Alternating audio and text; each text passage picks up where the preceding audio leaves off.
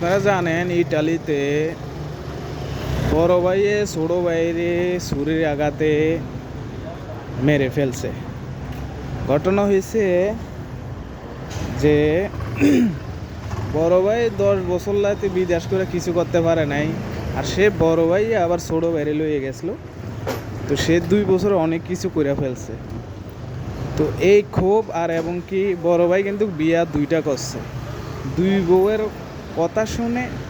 আর এবং কি যে বড় ভাইয়ের তেমন একটা কিছু করতে পারে নাই, এই কারণে তো এই ক্ষোভের মাথায় আসলে ছুরির আঘাতে ছোট ভাইরে মেরে ফেলছে। এবার চিন্তা করেন, এত বড় বোকা।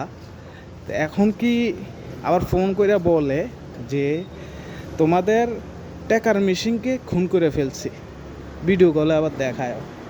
তো এই বোকা বড় ভাই কোনোদিন ভাবছে যে তাকে খুন করার পরে যে তার কোনো রেহাই হবে না?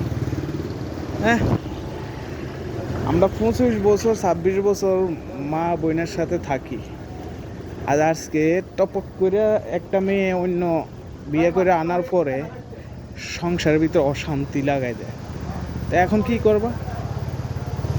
এই যে এখন ছোট ভাইয়ের খুন করে ফেলছো, আর এখন তুমি নিজেও এবার হয়তো যাবজ্জীবন, আর তোমার 2 বউ ধ্বংসর পথে যাবে, আর এই ফ্যামিলিও ধ্বংস।